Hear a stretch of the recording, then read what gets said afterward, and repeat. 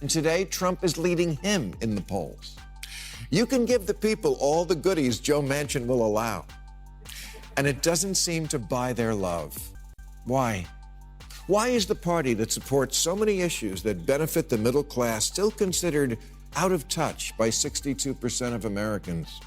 In plain English, nobody likes a snob. Comedian Bill Maher just called out the left for what he sees as extreme woke politics, and many people did not even realize how hard his message landed.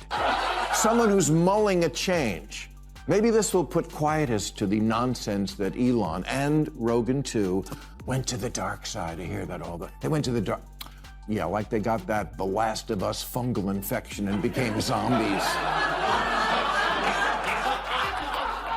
No, they just got driven away.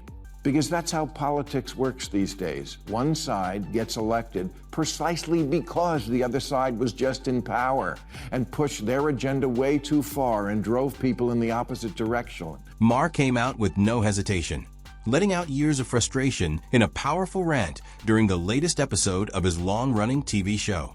Buckle up, because things are about to get loud, intense, and full of surprises. And that is what is so galling about this. It's exactly what Barack Obama had just told the Democrats at their convention not to do. Our politics have become so polarized these days that all of us across the political spectrum seem so quick to assume the worst in others.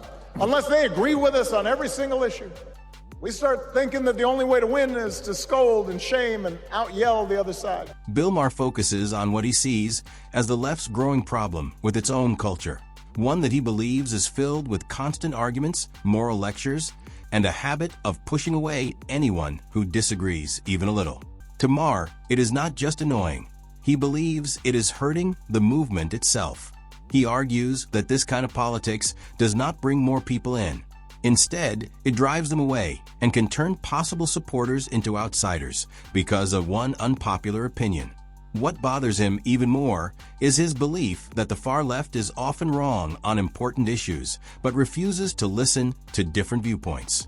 In his opinion, that kind of unwillingness to have real conversations is not a strength. It is a weakness. He says that by shutting down discussion and controlling which ideas are allowed, the movement ends up limiting itself and pushing people away. Maher's message is simple. He believes this behavior is not damaging opponents nearly as much as it is hurting the party from within, weakening its image and losing the very people it needs to attract. Bradley, did you go to the bathroom or something when that came on? Because it's almost like he was talking to you directly, like by name. Don't scold, don't shame, don't out-yell. Clinton had the same message. I urge you to meet people where they are. I urge you not to demean them. Treat them with respect. And that's the thing. The actual politicians of the Democratic Party are generally a pretty sane crop of people. The worst of them are leagues better than the worst Republicans. The Democratic politicians are not the ones calling to defend the police and other goofy stuff. I do not agree with Bill Maher's idea that even the worst Democrats are still better than the best Republicans. But that was not really the main point he was making. His bigger argument was about how far he believes the far left has moved away from the center. According to Maher, it is not just a few extreme voices making noise anymore. He believes those voices have started taking over the larger conversation and pulling the rest of the left in that direction. What once looked like a broad group with many different opinions now, in Maher's view, appears more strict and less willing to accept disagreement. He argues that the more practical and moderate voices on the left are being pushed aside by louder and more extreme groups. The result, he believes, is a party that may seem unwelcoming and difficult for outsiders to connect with. That is the main concern Maher is raising. It is not only about political beliefs changing, but also about losing support as the most extreme voices begin to shape the party's entire image. He drives people insane, I get it. And you know what? I used to know Bradley a little bit. He wasn't this guy. And while he may relish writing Cheryl Hines off, I'm not writing him off. Because that's not the way to handle this. President Obama, if you would, one more time, please. Our fellow citizens deserve the same grace we hope they'll extend to us. So I get it. Trump makes us crazy. He just does. I found a gray hair myself the other day. Bill Maher argues that if the left wants respect and understanding from people who disagree with it, then it should be willing to show that same respect in return. In his view, that balance is missing. He says conservatives are often expected to be patient and accepting, while they sometimes receive anger, harsh words, heated arguments, and even more division in response. Whether people agree with Maher's view or not, his larger point is about being consistent. He believes that a movement built around openness and inclusion should not silence different opinions or attack people simply for disagreeing. Instead, it should follow the same values it says it supports. That is why Maher says he feels comfortable speaking so directly. In his opinion, the left has moved away from the traditional ideas of liberalism. He believes the problem is not just about political strategy, but about a deeper difference between the values being promoted and the actions being taken. Republicans have taken full advantage of how snobby and out of touch Democrats have become to claim the title of party of the working class, but Trump's big, beautiful budget cuts Medicaid by $723 billion. Steve Bannon says a lot of MAGA is on Medicaid. Yeah, it is. 42% of MAGA voters say Medicaid is important to them. Let's see if they miss it. Bill Maher makes a strong point here. He says Republicans did not win only because of their policies. In his view, they also benefited from a common belief among many voters that Democrats had become too arrogant and disconnected from everyday people. He argues that Republicans used that frustration to gain support and move into a stronger position. According to Maher, that image has not gone away. He believes it has become a political tool that the right continues to use effectively. The strategy is simple. Remind voters why they became frustrated in the first place. Maher says many Americans worry that if Democrats regain power, the same cultural fights could return, including debates over cancel culture, gender issues in sports, and an entertainment industry that some people feel has become too focused on woke ideas. Whether those concerns are reasonable or not, Maher believes they connect with a deeper feeling of frustration among many voters. For him, this is not only about political ideas. It is about how people view a party.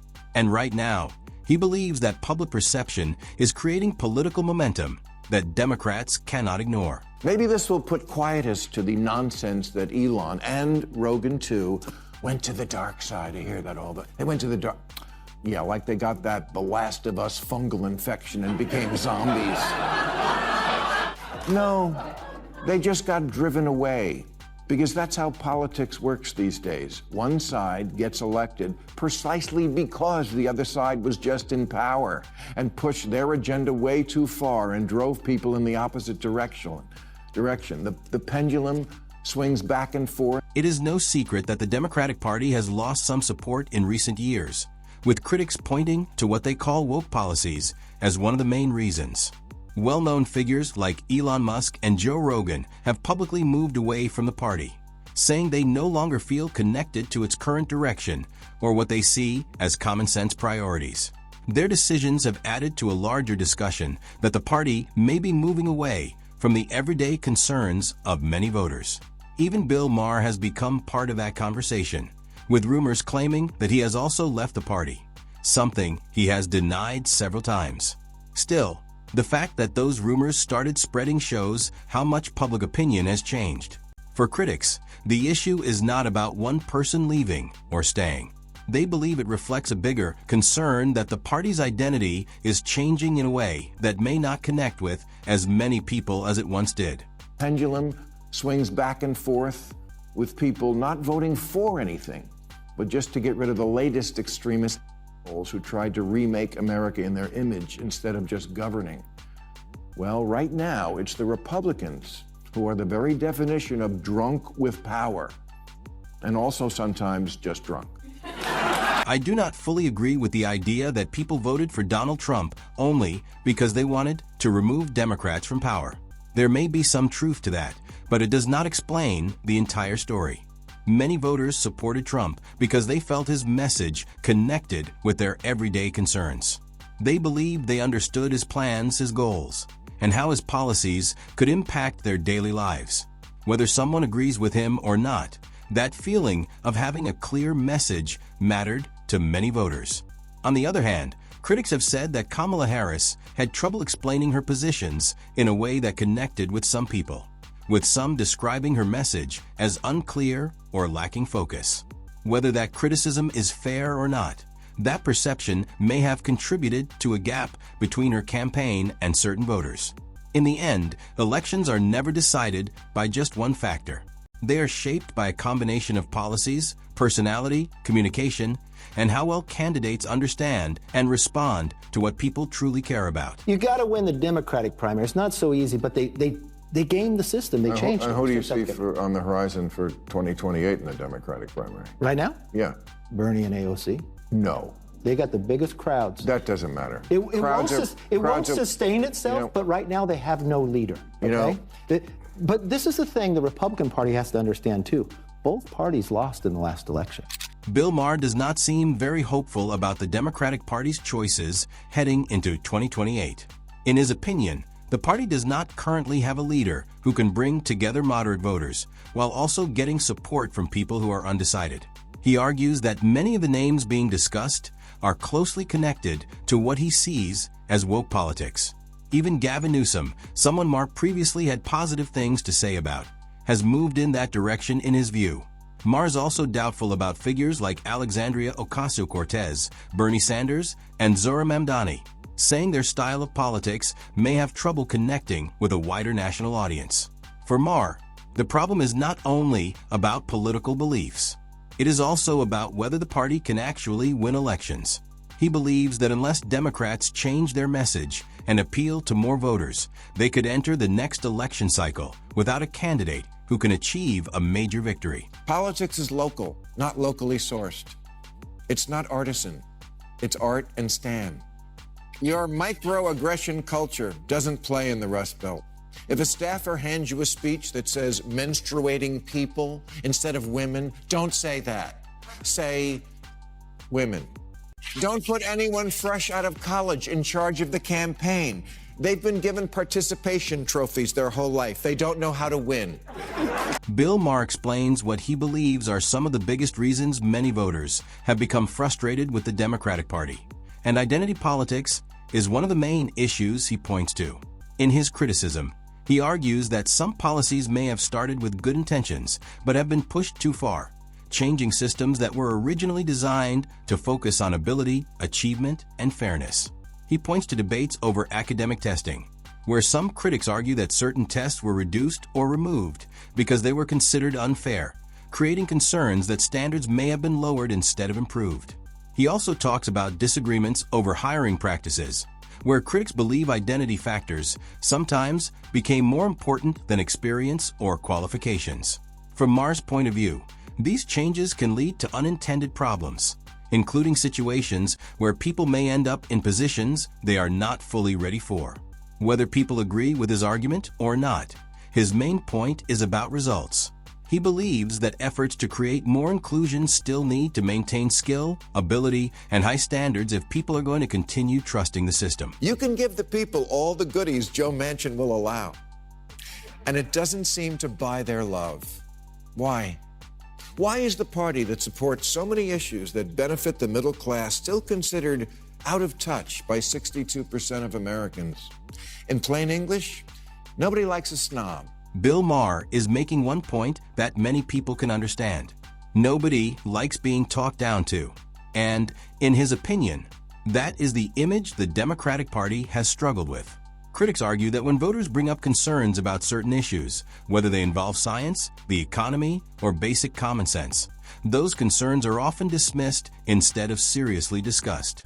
Rather than having an open conversation, some people feel there is an attitude that treats disagreement as a sign of being uninformed. Maher argues that even when people warned about possible political problems and election losses, those warnings were often ignored. He suggests that some supporters of the party became too confident in their own beliefs and did not take criticism seriously enough. According to this view, the result has been a growing divide between political leaders and everyday voters. Whether people agree with that description or not, The message is simple. Ignoring or dismissing different opinions can create frustration and resentment.